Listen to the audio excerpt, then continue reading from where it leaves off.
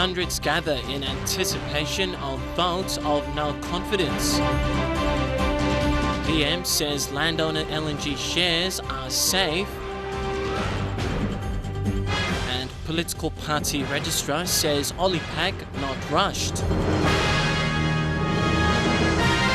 This is National EMTV News with Tokana Hasavi. A very good evening to you and welcome to Tuesday's news. It's good to have your company again. It was business as usual this afternoon during Parliament sitting. Other agendas dominated the session rather than the much anticipated vote of no confidence. There was talk of a vote of no confidence motion, but no visible moves on the floor of Parliament today. Parliament resumed for the October sitting at 2:25 p.m. this afternoon. It was packed to capacity as many anticipated a vote of no confidence. But as it turned out, a vote of no confidence was not mooted. There weren't many changes to the government side as its numbers remained solid. The opposition had some new faces with the inclusion of newly elected Goilala MP William Samb. The Grand Chief, Sir Michael Somare, was also present with members of the National Alliance Party. Some MPs in the Morobe bloc were also present in Parliament. But neither the opposition nor the other groups moved a motion for a vote of no confidence. There remains the expectation of a vote of no confidence sometimes at this session. Mickey Cavera, National EMTV News. A heated debate in Parliament this afternoon caught Acting Speaker Ida Ganassi off guard. On numerous occasions, he failed to maintain order on how the proceedings were managed, leaving the floor open to heated arguments. Grand Chief Sir Michael Somare took a swipe at the Acting Speaker after he was told his question was out of order. Ida Ganassi is acting in place of the Speaker, Theo Zurinuo. The public gallery was full in Parliament today, but the main gates were not open to some members of the public. The unlucky ones who couldn't make it into the chambers were frustrated until the session ended this afternoon. Many came expecting a vote of no confidence. This was the scene at the gates of Parliament House when we arrived a little after 2 this afternoon. Some of these people have been here since morning. The security said they have been turned away and the crowd built up again around 1:30 this afternoon. Some of them are here specifically to witness the vote of no confidence if it happens. Others are here for more specific reasons. We have this agenda of autonomy that Prime Minister just go announce him. Go down visit Lokeveng and he supports the autonomy. And whether this thing is going into the floor of Parliament or we just talking in the media and talking everywhere in the province about autonomy. If Prime Minister support it, we want to see it going through the floor of Parliament. Also, first member come out now, read him out vision. After 40 years, the next 40 years, Ambo Yiminko, structure, plan, blueprint, read him out the floor of Parliament. Thank you very much. Jonah is another Port Moresby visitor who came to witness the Parliament session and is not impressed with being locked out. Now, things are not working out properly here. Like time management, we've don't have this time management. So I was like say 2 o'clock, it's 2 o'clock. If it is 3 o'clock, it's 3 o'clock. Something is going on here. That's why we are not civilized. Word from inside the Parliament chambers is that the public gallery was full today. Security guards at the main gate say only people with prior clearance were let in. Sarah Aupong, National EMTV News. Prime Minister Peter O'Neill told Parliament today that landowner shares in the LNG project have not been mortgaged to pay outstanding loans. He was responding to questions by opposition leader Don Pollier during question time. He said the only bond being pursued by the central bank is to raise foreign currency of $1 billion to strengthen the kina. Opposition leader Don Pollier issued a series of questions to the Prime Minister regarding the sovereign bond. Mr. Pollier asked the Prime Minister if the government was mortgaging earnings from the LNG project belonging to landowners. Mr. Speaker, may I ask him also, explain him these figures as to how this figure may rise from 700 million, you're going to have 2.5 billion. Because I'm back put him heavy long private property government, want them all public ground, lo bien lo beg him back, this is a loan. The Prime Minister said it was misleading for the opposition leader to say that the government was borrowing money for the landowners, issuing sovereign bond to pay for the 4.2%. For the benefit of the landowners and the provincial governments, there is no bond issued for the landowners' interest, says. Absolutely zero. Absolutely zero. You take it from me.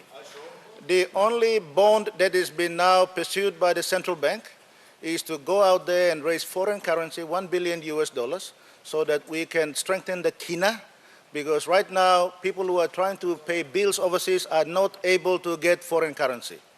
Mr. O'Neill further explained that the landowners' benefits from the exports are being affected by the low commodity prices being driven by global supply and demand, and that the 2016 national budget and the 2015 supplementary budgets are being adjusted accordingly. The Prime Minister went on to announce that the landowners' royalty and development levy are being parked at the central bank. Their royalty, their development levy, every fund that they've got is today parked at the central bank, as I have stated before. It is parked there. Hundreds of millions of kina is parked in that account for the landowners. He said they are waiting for resolutions to current landowner disputes regarding resource ownership. We are waiting for the ADR that Justice Kandakasi is doing to resolve the disputes among the landowners. Deli Waigeno, National EMTV News. A security briefing bulletin by Intoa last Friday has raised serious security concerns with the Office of the Registrar of Political Parties and the Chief Secretary. The security bulletin, which tied a nationwide protest to alleged changes in the organic law on the integrity of political parties and candidates, is said to be baseless and incorrect. EMTV Sarah Apong reports. The security bulletin's background information reads, a call has been made for nationwide protest on Monday, the 26th October, against another attempt by PM Peter O'Neill to change the law. It is expected that the Registrar of Political Parties and Candidates, Dr. Alphonse Gelu, will table changes to the organic law on the integrity of political parties and candidates to be proposed in the next session of Parliament, which is Tuesday, the 27th of October. The changes are to effect that if a sitting PM is charged with an offence, he cannot be stood aside and replaced until he is actually convicted. The Chief Secretary, Registrar of Political Parties and the Constitutional Law Reform Commission Secretary were all present to discount the allegation made in Interoil's security bulletin. All of this statement in totality is incorrect. This bulletin, what this person was trying to do was to link this protest march yesterday to the revised organic law, which states that if a Prime Minister is convicted of an offence, he cannot stand aside and be replaced until he's actually convicted. There is nothing in this organic law. We don't know where they got the information from. In 2010, a Supreme Court decision found the OLLIPAC to be unconstitutional and abolished certain aspects of it. Since then, a committee which includes the constitutional law reform has been set up to revise this law. To suggest that we are actually in contempt or we are actually going against the Supreme Court, that's totally baseless. Dr. Gelu said he has been in touch with Interoil. You know, what you just said is totally false. It's not true. It's incorrect. You have made a big blunder. It's just creating anxiety, in the minds of the people, because it was circulated to all the businesses and organizations throughout Port Moresby.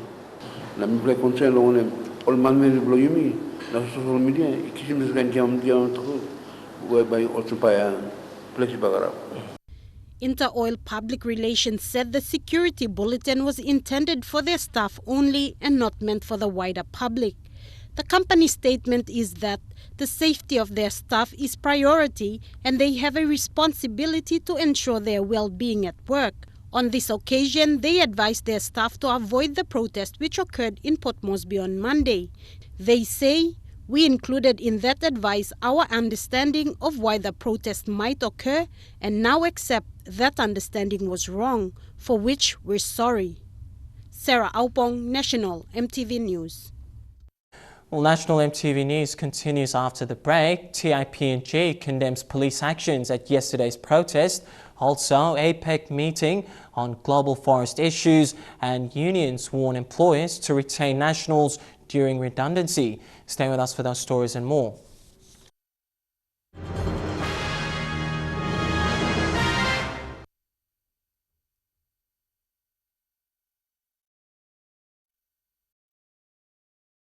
Welcome back to National MTV News. Transparency International says the behaviour of members of the police force at Unagi Oval yesterday is a criminal action.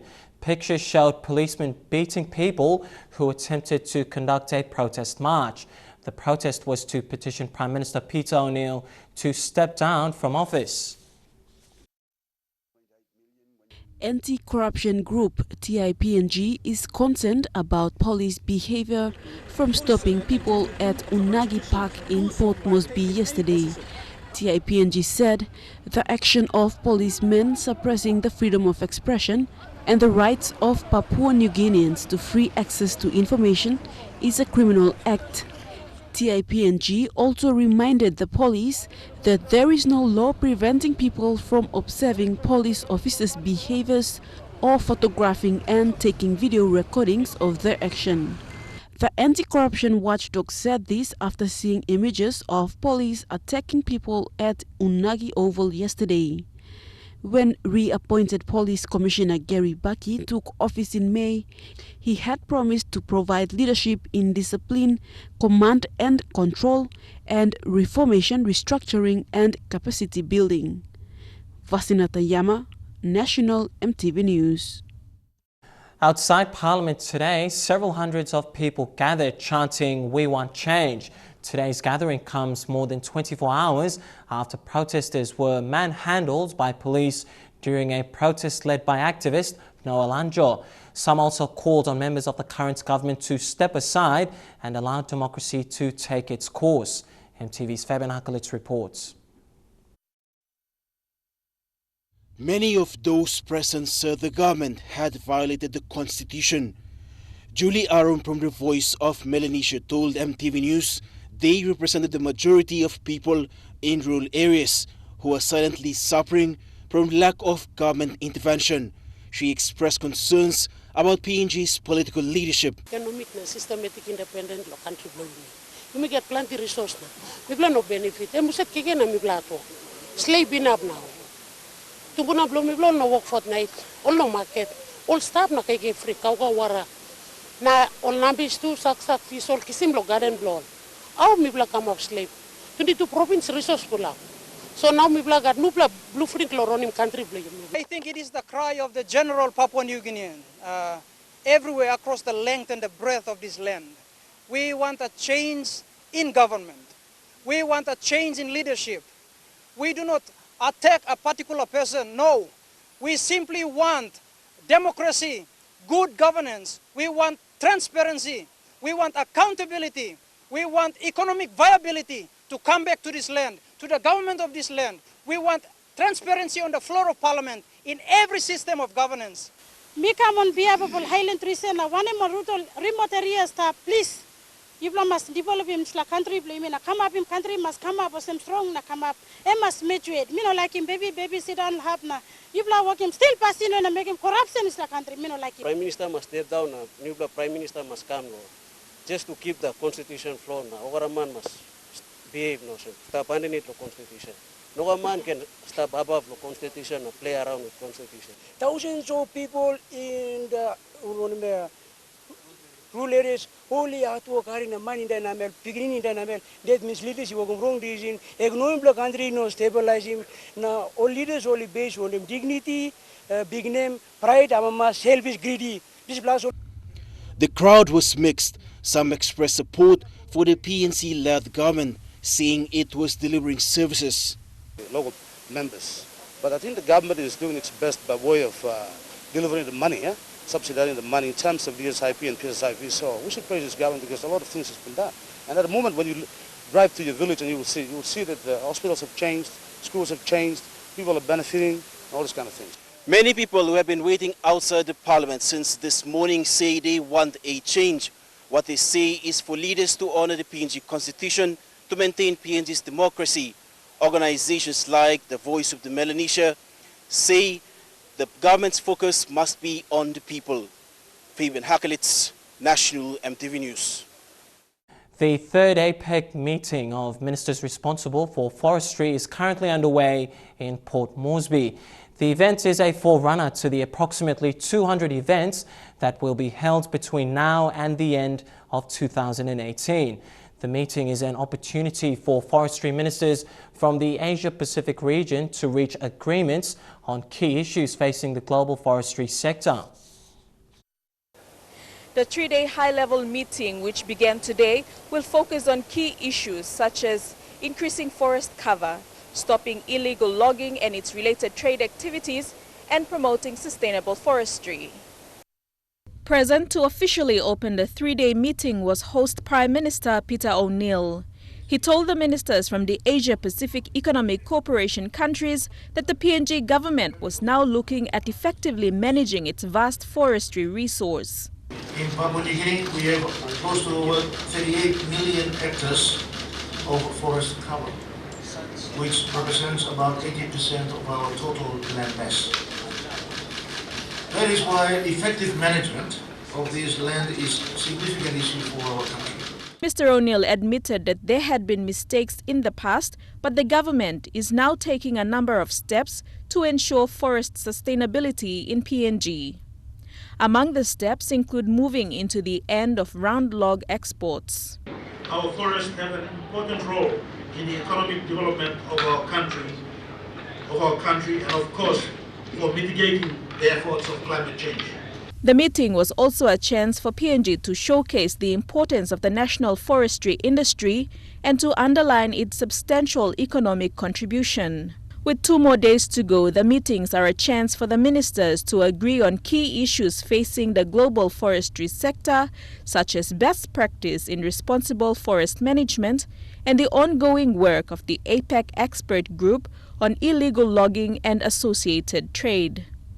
Deli Waigeno, National EMTV News. The PNG Maritime and Transport Workers Union have described the recent move by the government to shift stevedoring operations in Port Moresby and Lae to foreign companies as an absolute scandal. Union President Alex Rawali says the awarding of this contract to a foreign company was not acceptable. While PNG Ports Corporation and the Independent Public Business Corporation have remained silent on the issue, landowners in Lae and the Ryback stevedoring chances of negotiation still stands. Stevedoring operations in Port Moresby and Lae will be transferred to a Philippines-based company. The company was one of the 5 multinational corporations shortlisted. The International Container Terminal Services Limited, or ICT-SI, is set to take up stevedoring in Lae, replacing the Ryback. Landowners in Port Moresby and Lae have formed joint ventures and shareholders in the current stevedoring companies, which are financially profitable. But the impending shift has not gone down well with the Maritime and Transport Union workers. Union President Alex Rawali says it will affect job security and landowners' benefits. The present joint venture stevedoring companies who have significant village-based ownership in both ports have been completely left out of the shortlist. It is an absolute scandal that PNG Ports Corporation has favored 5 multinational port operators over very successful and locally owned stevedoring companies. The union is appealing to the government, PNG Ports and IPBC to renegotiate the deal. Want the loss of business to locals and landowners.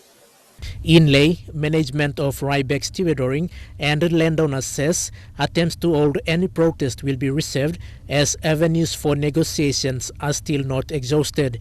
But Bulolo MP Sam Basil says this is another move by the government to remove locally owned business and want the government not to interfere.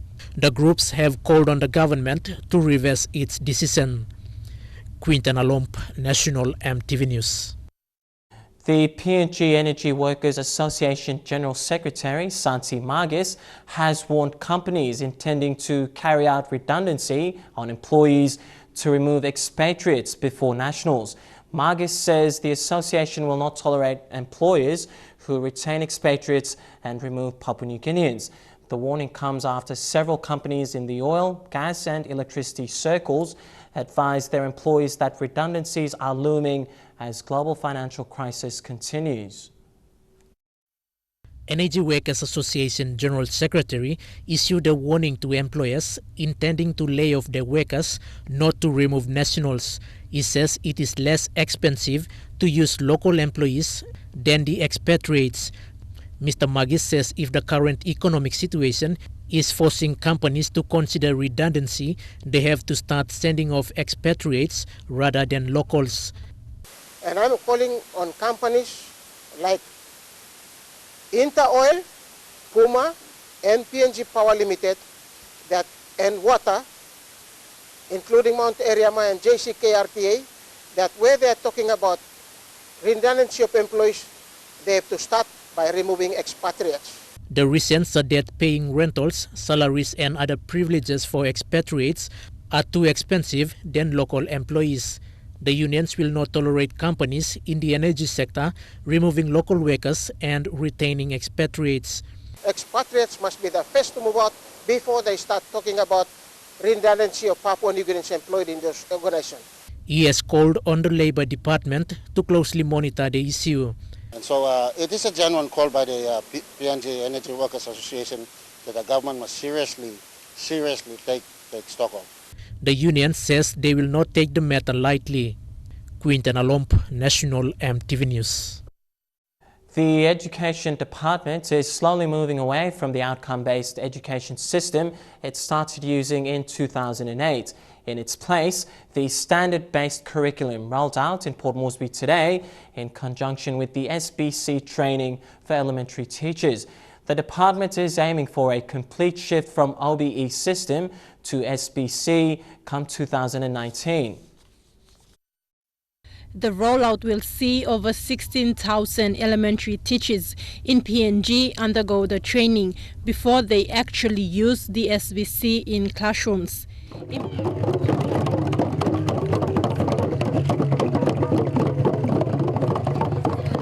Implementers say the change comes with the increase in number of students going to school and the necessary adjustments the education system must take on to develop PNG's education system. Teachers are going through the changes in the curriculum, the methodology of teaching.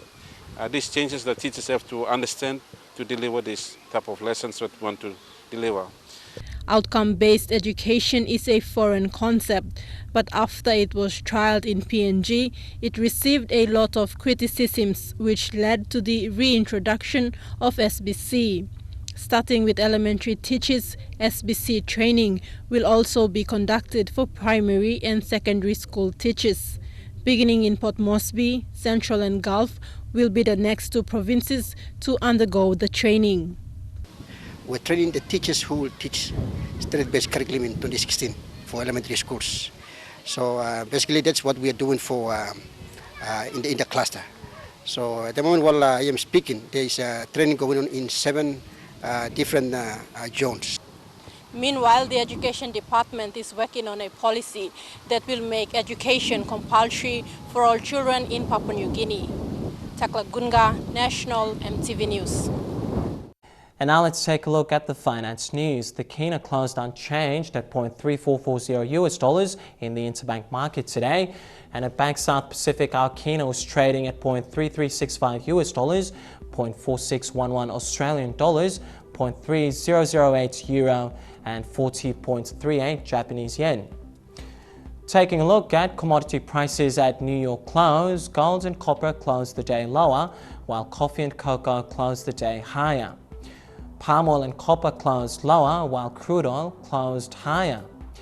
And finally, on the stock market, the Dow Jones closed at 23 points higher, the ASX closed at 2 points lower, and the All Ordinaries closed at 4 points higher. Still ahead in National EMTV News, Younguru Saucia prepares to welcome investors, and West New Britain provincial government partners with NGOs to bring services to rural health centres. Stay with us for those stories.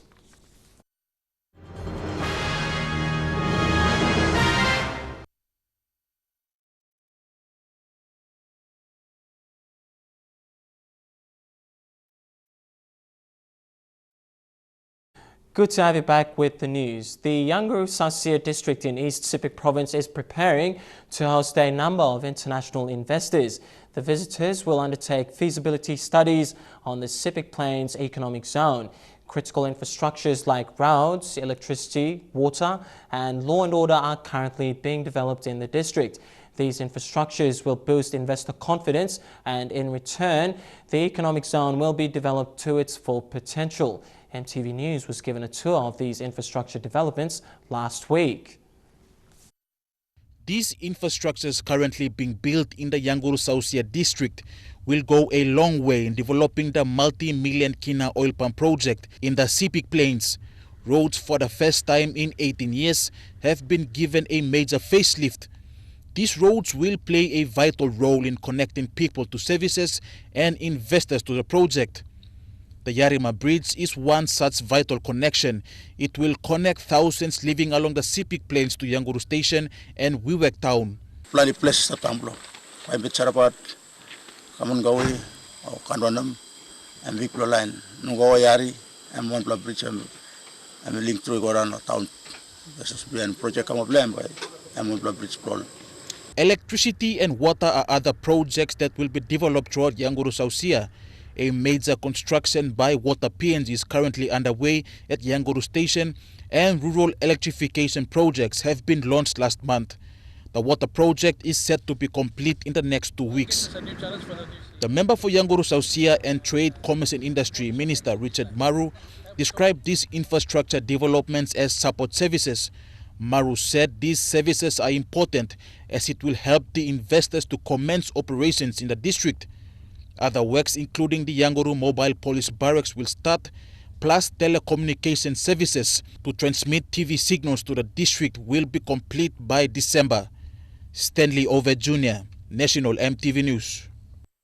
The West New Britain Provincial Government has partnered with PNG Tribal Foundation and Project Cure, an American NGO, to supply medical equipment to health centres. The partnership is an initiative to improve and equip rural sub-health centres. Tribal Foundation and Project Cure visited West New Britain recently for first-hand assessment of the health centres. The partnership is a move to upgrade sub-health centres with modern health equipment to serve people in rural places. PNG Tribal Foundation will be the agent to receive 2 40-foot containers of medical equipment to be delivered to West New Britain health centres. Most of the sub-health centres have been lacking basic vital equipment over the years. The visit and assessment by Project Cure and PNG Tribal Foundation will enhance the partnership. We bring in the assessor from Project Cure.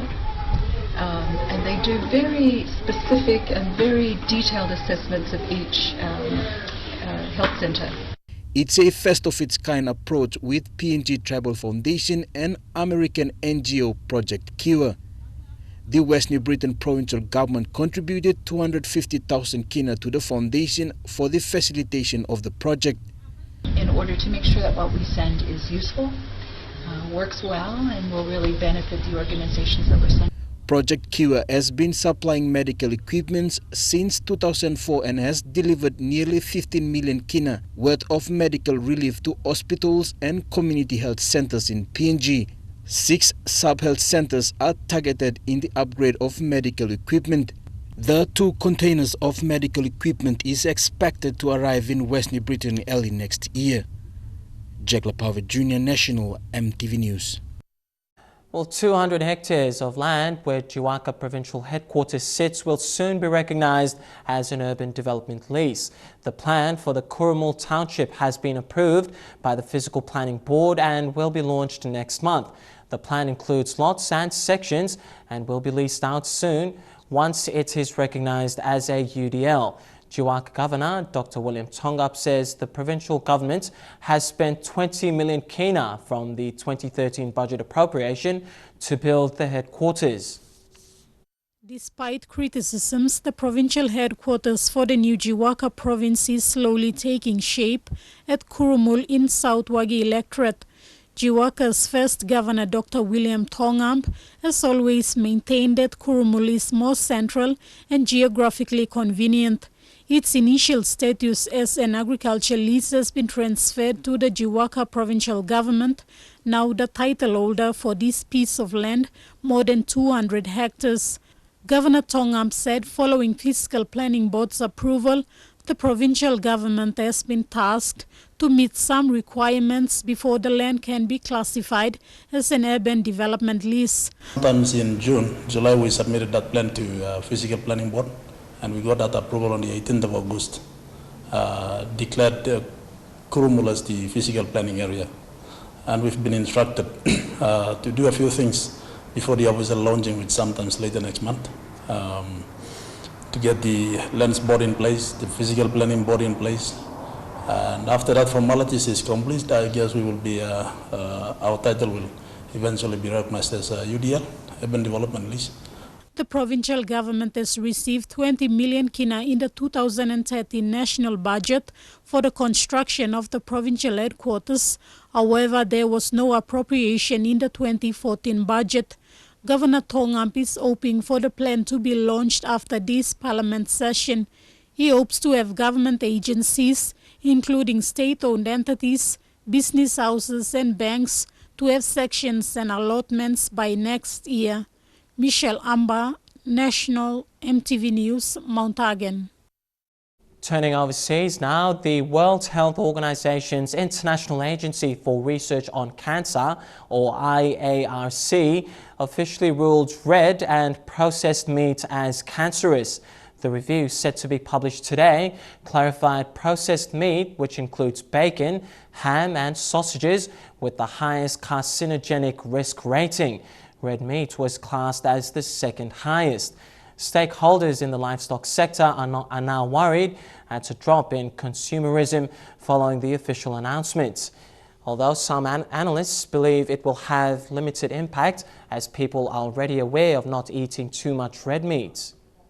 It's not just something that has been suggested or that one reporter said. Actually, there's a lot of scientific research to back up the fact that red and processed meat are linked with bowel cancer. So I would say that absolutely it's something that we want to pay attention to, we want to take note. The uncertainty is generated because, of course, you can treat meats in very different ways. For example, if you're preserving it and adding a lot of smoke, then you can introduce carcinogens possibly in that process.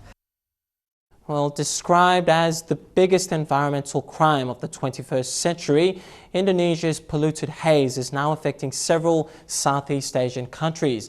Malaysia, Singapore, southern Thailand and the Philippines are some of the countries affected by the haze caused by farmers illegally burning large forest areas to cheaply clear land.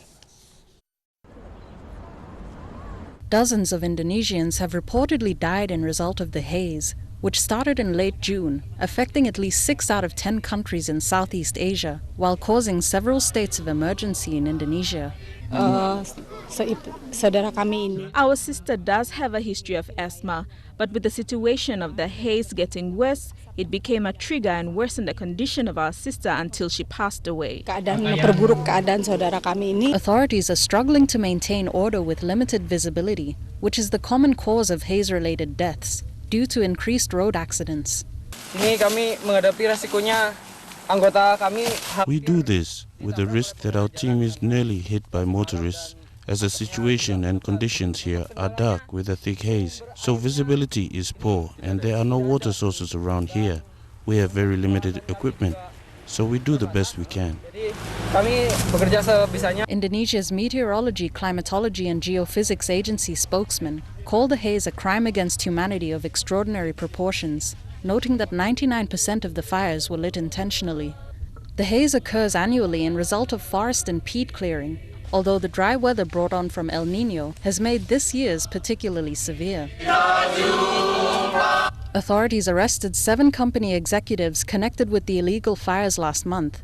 Damage from the fires and haze is estimated at $14 billion, up from $9 billion in 1997. Indonesian President Joko Widodo, however, said the haze problem may take up to 3 years before it is completely under control. Alana Lay, EMTV World News.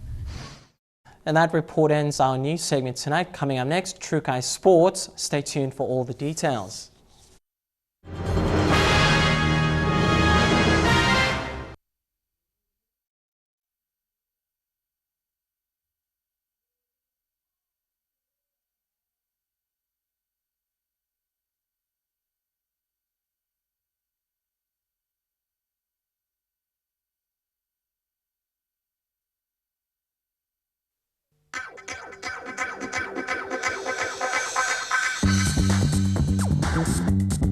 Trukai Sports.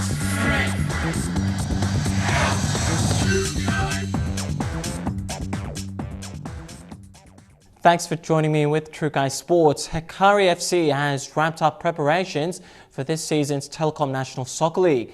While the loss to Madang FC in the semi-finals last season is now a distant memory and a third-place finish to boot, the club has gone all out recruiting fresh talent.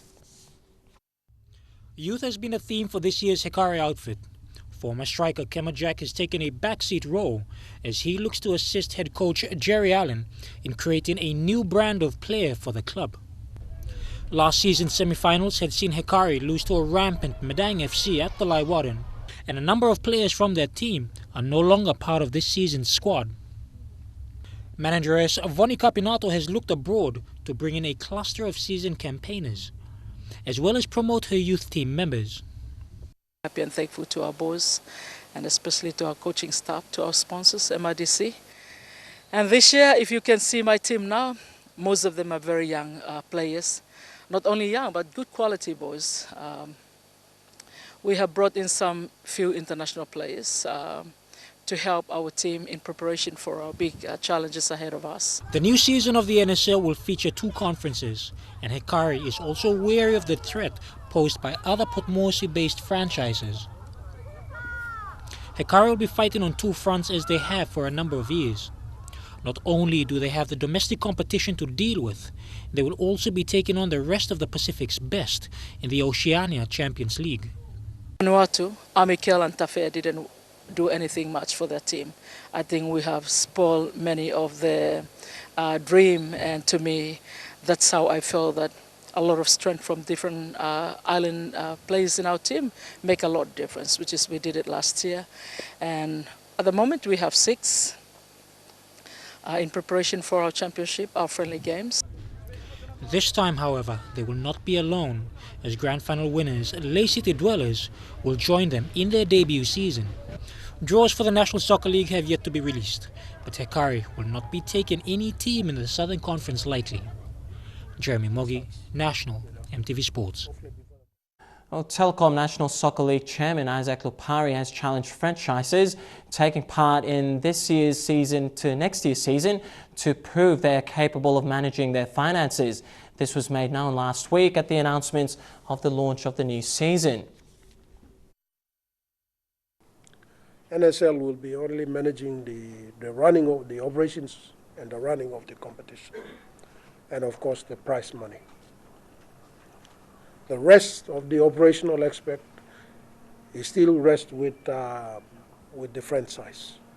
And I've said it clear from day one when we put this policy in place. The reason is that we want clubs to take ownership of the club. You know, I don't want NSL to be a father and baby clubs. Huh? And if we do that, the clubs are not going to grow up and stand on their own feet. PNG Rugby may be on the decline, but there's renewed hope with development pathways in place. The inception of the Intoil Turagus, the PNG Sevens team, has created a concept which will allow players to advance in their game. The development and investment of players is important for the advancement of any sporting team. Now, while the code hasn't had a structural pathway in place for the past few years, changes are being made in small doses, and already positive results can be seen. The first step, the inception of the Intoil Turagus, a team that will allow for the management to develop fresher talent while providing an avenue for a wider selection base. At the team's announcement to the Singapore Sevens, coach Douglas Geis confirmed he would select a team for the Wellington Sevens in the World Series circuit from this group of talent. Yes, we're using the Inter-Royal Turagus, going under the Inter-Royal Turagus banner to Singapore, and I've selected, if you can see in the squad, a fair few new players. So I'm trying to build them up and see how they go, try some new combinations during the Turagus trip, and then we'll finalize our national team after that for New Zealand. The Turagus also provide an opportunity for players to be exposed to a higher level of competition. something General Manager of the PNG RFU said was a must. PNG Rugby established a pathway into our national men's sevens team, and I guess more importantly, it'll help provide the opportunity for our younger players coming through to get much needed exposure at the international sevens before proceeding into our national sevens team. While this has created a player pathway for rugby sevens in Papua New Guinea, the union must now maintain consistency with the operations of a competition right throughout the country to not only ensure the interest remains, but to also assist with the growth and expansion of the game. Lorraine Genia, National EMTV Sports. Trukai Sports continues after these short messages. Stay with us.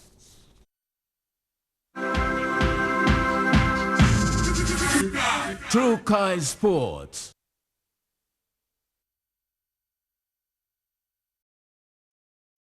Good to have you back with Trukai Sports. To cricket, the Gabba Champion Shield commenced last Saturday with ANZ Avalanches smashing BSB Heart in the opening match of the men's division. EMTV's Mike Koime with the highlights. After winning the toss and elected to bat first, BSB got off to a perfect start with Rahul Sam 35 and Ratu Maha 51, putting on an opening partnership of 54 runs before Sam was caught in the dip, with the Heart eventually being bowled out for a disappointing 166 in less than 44 overs. ANZ Avalanche's opening pair of Jack Vare, 74 of 55 balls, and Arina Lahari, 62 of 32 balls, belted the Heart bowlers around a mini park, putting on an opening wicket partnership of 135 in less than 14 overs to take the game. The Gabba Champion Shield continues on Wednesday at the Amini Park with both the men's and women's matches. Mike Koime, National EMTV Sports. Well, Sheffield Eagles have added Papua New Guinean international Mark Mexico to their full-time squad for their 2016 Kingston Press Championship campaign. The 26-year-old former Cronulla prop has agreed to sign on a 2-year deal. Mexico was deemed an explosive player with some exciting performances for Papua New Guinea in the 2013 World Cup. The PNG Kumals prop has 17 international appearances in all competitions last season for Cronulla in the championship one before moving to English shores. Well, Trukai Sports wraps up on that note. Coming up next, the weather details for the next 24 hours. Stay with us. Trukai Sports.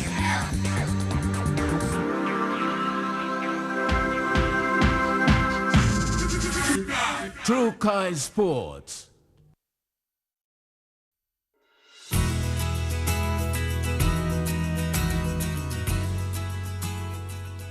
Taking a quick look at the weather forecast for the next 24 hours. In southern region, all centres relatively fine weather.